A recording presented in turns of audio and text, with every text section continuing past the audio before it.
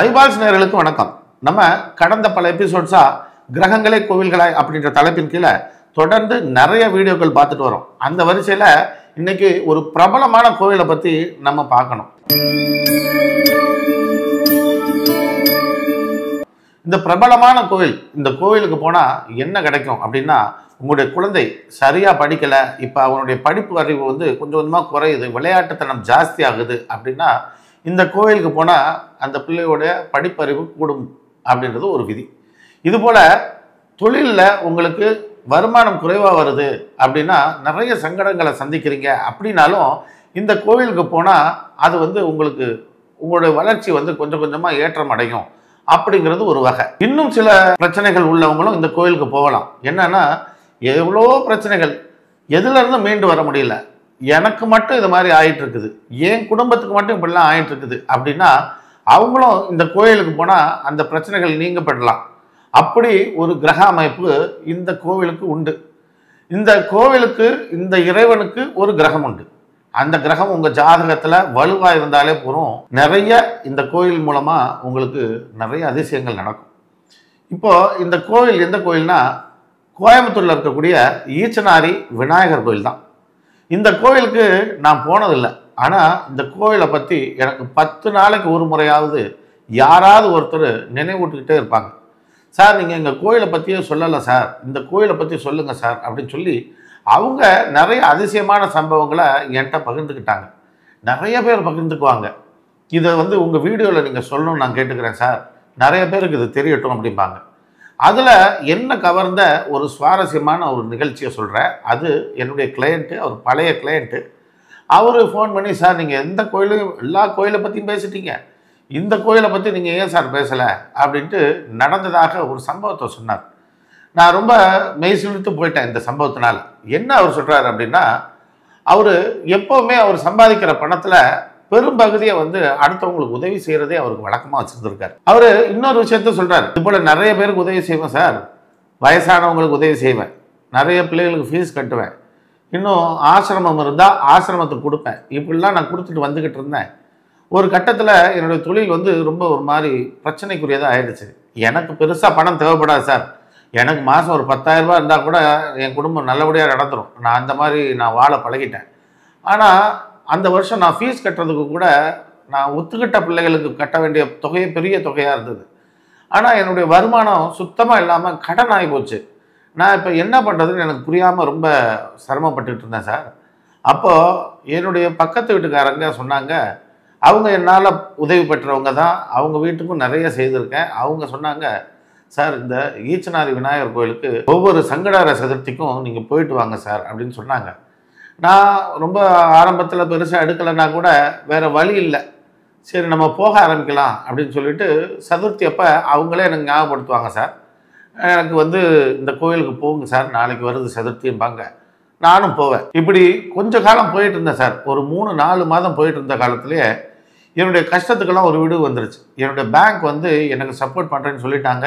Bank support பண்ணுறதுனால என்னால் அந்த பிரச்சனைகளை என்னால் உடனே சரி செய்து பழையபடி பொருட்கள்லாம் வாங்கி போட்டு வேலையை செய்ய ஆரம்பிச்சிட்டேன் சார். பழையபடி இது மீள ஆரம்பிச்சிட்டேன். எனக்கு ரொம்ப பெரிய சந்தோஷமாக இருந்தது சார். இது எனக்கு இப்படி நடந்தது சார் அப்படின்னு சொல்லிட்டு அவருடைய நண்பருக்கு இப்படி நடந்ததுன்னு சொல்லி அவர் பாட்டுக்கு வரிசையாக சொல்ல ஆரம்பிச்சிட்டார். எனக்கு இது ரொம்ப ஆச்சரியமான ஒரு விஷயமா இருந்தால் கூட, இவர் உதவி செய்கிறதுக்கு எந்த விதமான தடங்களும் இல்லாமல் அவருக்கு பணத்தை இறைவன் கொடுத்தான் அப்படின்றது எனக்கு ரொம்ப பெரிய மகிழ்ச்சி தான். இன்னொரு விஷயத்த ஒரு அம்மா ஃபோன் பண்ணி அவங்களுக்கு நடந்ததாக சொன்னாங்க. என்னன்னா, தன்னுடைய மகனுக்கு கல்யாணம் ஆகி கொஞ்ச காலம்தான் ஆனதாகவும், இந்த கொஞ்ச காலத்திலேயே கணவனுக்கு மனைவிக்குள்ள வாக்குவாதமாகி 2 பேர் தவறாக புரிஞ்சுக்கிட்டாங்க. ஆனால் 2 பேருமே நல்லவங்க தான். அப்போ இவங்க அந்த பொண்ணு அவங்க வீட்டுக்கு போயிடுச்சு சார்.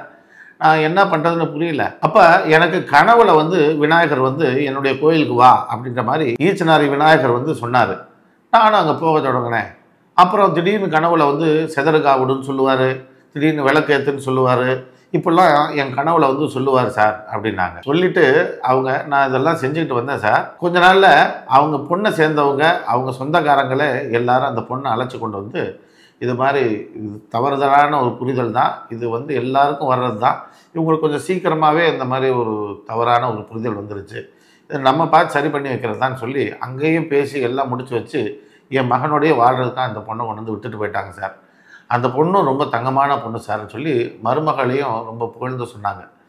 எனக்கு இதெல்லாம் ஒரு ஆச்சரியமான நிகழ்வாக இருந்தால் கூட இது கிரக ரீதியாக எப்படி இது ஒத்து வருது, ஜாதகத்தில் எப்படி ஒத்து வருது அப்படிங்கிறது பார்க்கணும் இல்லையா? இப்போ இந்த விநாயகர் பொதுவாகவே கேதுவோடு சேர்ந்தது தான். இந்த கேதுவோட சேர்ந்தது இந்த ஈச்சனாரி விநாயகர் என்னவா வராரு அப்படின்னா சனியோடு சேர்ந்த கேதுவாக வராரு. பொதுவாக சனியோட கேது சேரும் பொழுது அது சித்தத்தன்மை வாய்ந்ததாகவும் ரொம்ப சக்தி நிறைந்ததாகவும் அது இருக்கும்.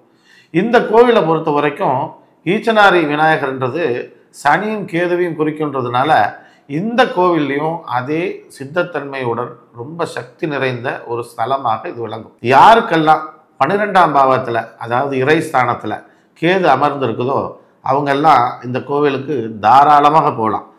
12ல் கேது அமர்ந்தால் மறுபிறவி கிடையாது அப்படின்னு கூட ஜோதிடத்தில் ஒரு சொல் உண்டு.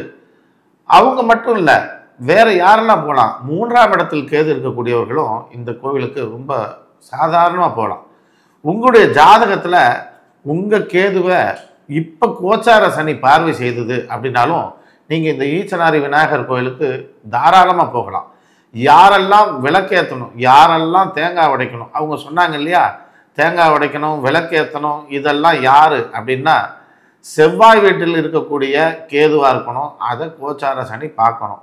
இப்படி பார்த்தது அப்படின்னா நீங்கள் இந்த செயல்களையும் சேர்த்துக்கலாம். தேங்காய் உடைக்கிறதோ தீபம் ஏற்றுறதோ அது உங்கள் பக்தியை சார்ந்தது அப்படின்னு வச்சுக்கிட்டா கூட இந்த இடத்துல செவ்வாயும் சேர்ந்து வரும் பொழுது அந்த பொருட்களையும் நீங்கள் சேர்த்துக்கிட்டிங்கன்னா நிச்சயம் உங்களுக்கு அடுத்த கட்டத்துக்கு போகிறதுக்கு உண்டான விஷயம் நடக்கும். இந்த கோயிலுக்கு ஒவ்வொரு சங்கடஹர சதுர்த்திக்கும் யாராவது தொடர்ந்து போயிட்டு வராங்கன்னா அவங்களுடைய பிரச்சனைகள் எல்லாம் முழுசாக அருந்து போய் இவங்க ஒரு வளர்ச்சியான ஏற்றமான காலத்துக்குள்ள இவங்க நுழைய ஆரம்பிச்சிடுறாங்க.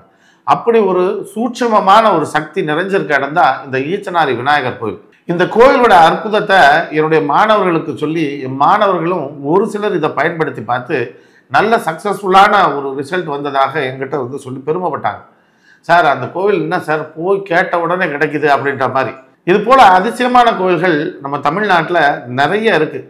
நமக்கு அங்கே போகிறதுக்கு வாய்ப்பு தான் வர்றதில்லை. இன்னும் சொல்ல போனால் நானே அந்த கோயிலுக்கு போகலை. அடுத்த முறை நானும் ஈச்சனாரி விநாயகரை தரிசனம் செய்கிற பாக்கியம் எனக்கு கிடைக்கணும்னு வேண்டிக்கிறேன். நண்பர்கள் நீங்களும் உங்களுக்கு வாய்ப்பு இருக்கவங்க எல்லாம் அந்த கோயிலுக்கு போய் அந்த கோயிலோட மகிமையை முழுசாக உணரணும்னு கேட்டுக்கிறேன்.